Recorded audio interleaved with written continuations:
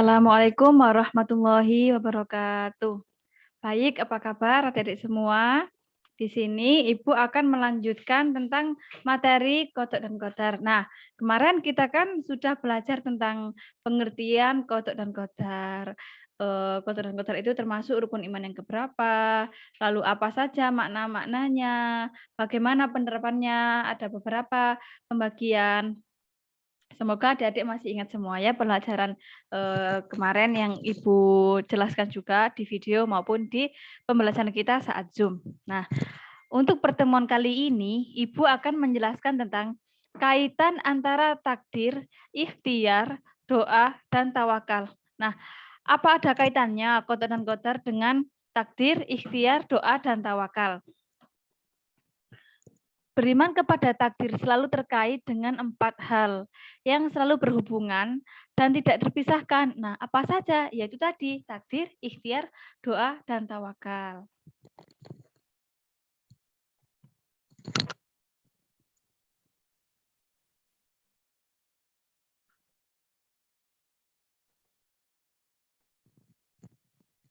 Nah, seperti yang adik-adik lihat.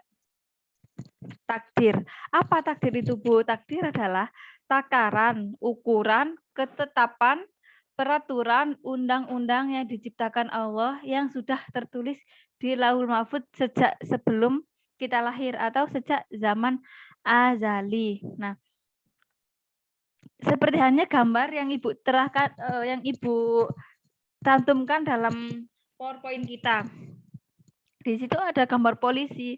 Apa maksudnya? Nah, jadi kita sebelum kita lahir itu kita sudah ditentukan mau jadi apa kita nantinya. Nah, seperti hanya kita mau jadi polisi seperti itu. Tetapi takdir itu sudah manusia itu mempunyai kemampuan yang terbatas dan sesuai ukuran. Seperti halnya kenapa manusia tidak bisa terbang laksana burung. Nah, kenapa tumbuh-tumbuhan bisa berkembang subur, lalu layu dan kering apabila tidak dirawat dengan baik. Seperti itu pula takdir Allah kepada setiap manusia. Semua contoh tersebut adalah ketetapan-ketetapan Allah. Nah, selanjutnya setelah takdir ada ikhtiar. Setelah kita ditentukan oleh Allah menjadi polisi seperti itu. Lalu apa usaha kita? Tidak mungkin kita hanya berdiam diri saja. Tidak mungkin kita hanya menunggu takdir Allah datang pada kita. Nah, kita harus berikhtiar. Kalau misalnya adik-adik nih ingin jadi polisi, jelaskan ikhtiarnya seperti apa usahanya. Kita mempersiapkan kesehatan badan kita, jasmani kita, kesehatan tubuh kita, tinggi badan kita, semua yang dicantumkan persyaratan untuk masuk polisi seperti itu. Seperti halnya di gambar slide yang ikhtiar ini ada gambar olahraga. Nah, jadi kita ikhtiarnya apa Bu saat ingin jadi polisi? Ikhtiarnya seperti itu, olahraga. Nah, misalnya ada di pingin peringkat 1, Ibu kan udah bilang ya. Kalau pingin peringkat 1, jadi kita nggak mungkin nggak masuk kelas, kita bolos. Pasti kan kita harus rajin sekolah, harus belajar agar bisa mencapai peringkat pertama.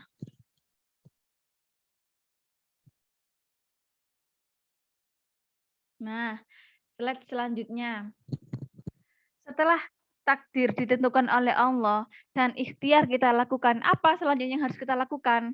Selanjutnya kita harus berdoa. Karena kita percuma saja kita berusaha tanpa berdoa, itu kosong.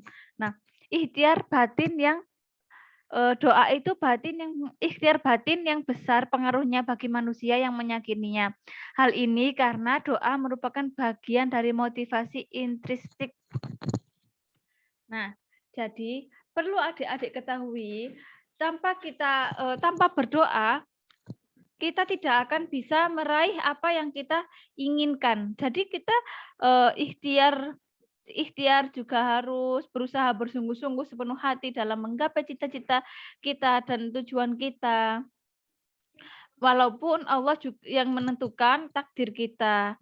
Kita harus berdoa karena hal ini itu karena doa merupakan bagian dari motivasi intrinsik. Nah, bagi yang meyakini doa akan memberikan energi dalam menjalani ikhtiar karena Allah telah berjanji untuk mengabulkan permohonan orang-orang yang bersungguh-sungguh memohon.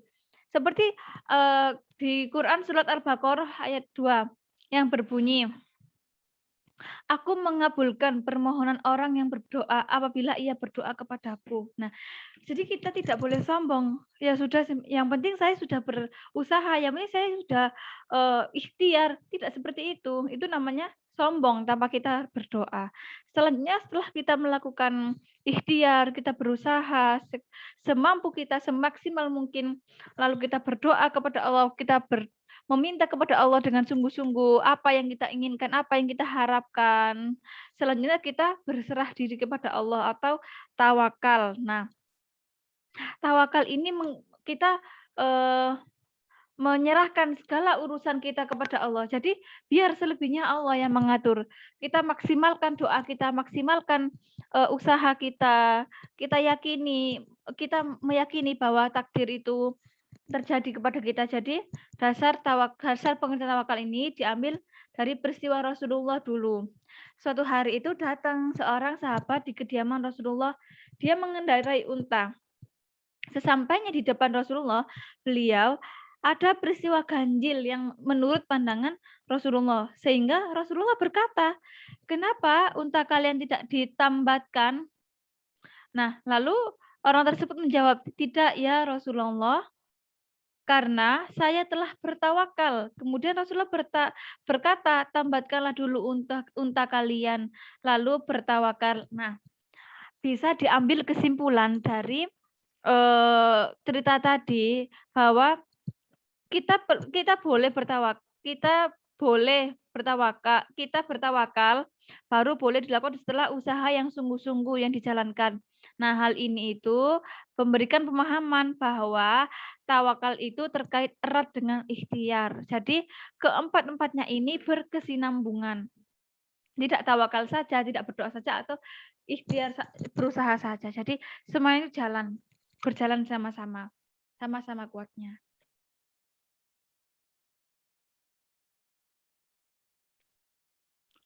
Selanjutnya, perilaku cerminan iman kepada qada dan qadar. Nah, ketika kita beriman kepada qada dan qadar, perilaku kita seperti apa dalam diri kita, cerminan kita yang seperti apa yang ada pada diri kita. Perilaku seorang yang mencerminkan kesadaran beriman kepada qada dan qadar Allah itu dicerminkan dalam beberapa hal. Yang pertama, selalu menjauhkan diri dari sifat sombong dan putus asa. Nah, seperti yang sudah Ibu jelaskan tadi ya. Jadi kita nggak boleh sombong. Yang penting saya sudah berusaha. Tanpa berdoa pun saya pasti dikasih sama Allah. Itu namanya sombong. Itu namanya kita menganggap bahwa diri kita mampu tanpa pemberian Allah, tanpa kita meminta sama Allah. Walaupun karena sebenarnya kita tuh hamba Allah yang tidak bisa apa-apa tanpa kuasa Allah. Selanjutnya banyak bersyukur dan bersabar. Nah, perilaku kita ketika kita beriman, beriman kepada qada dan qadar, kita akan banyak bersyukur dan bersabar atas segala apa yang menimpa pada diri kita. Karena kita menganggap kita sudah berusaha semaksimal mungkin, kita sudah berdoa sama Allah, tetapi misalnya kita diberi apa yang tidak menjadi tujuan kita. Pasti Allah punya rencana yang lebih baik lagi untuk kehidupan selanjutnya. Karena Allah pasti akan memberi yang terbaik untuk semua hamba-hambanya. Selanjutnya, bersikap optimis dan giat bekerja. Jadi ketika kita beriman kepada qada dan qadar, kita akan bersikap optimis, kita percaya diri dan giat bekerja. Jadi kita percaya diri bahwa pasti Allah akan kasih apa yang saya usahakan, apa yang saya doakan. Jadi kita mempunyai sikap percaya diri bahwa akan Allah kasih yang terbaik untuk hidup kita. Dan kita giat bekerja. Kita giat bekerja karena saya yakin kalau saya berusaha semaksimal mungkin, kalau saya berusaha untuk menggapai cita-cita saya yakin Allah akan kasih dengan cara ikhtiar dan berdoa. Seperti itu. Selanjutnya, jiwanya akan selalu tenang. Jadi jiwanya tenang. Dipasrahkan semuanya pada Allah, kan sudah berusaha, sudah berdoa. Selanjutnya bertawakal, kita berserah diri kepada Allah, kita tenangkan jiwa kita, kita percaya bahwa akan Allah kasih yang terbaik untuk hidup kita. Demikian penjelasan dari Ibu. Kurang lebihnya mohon maaf. Terima kasih sudah mendengarkan penjelasan Ibu. Bu akhiri, wassalamualaikum warahmatullahi wabarakatuh.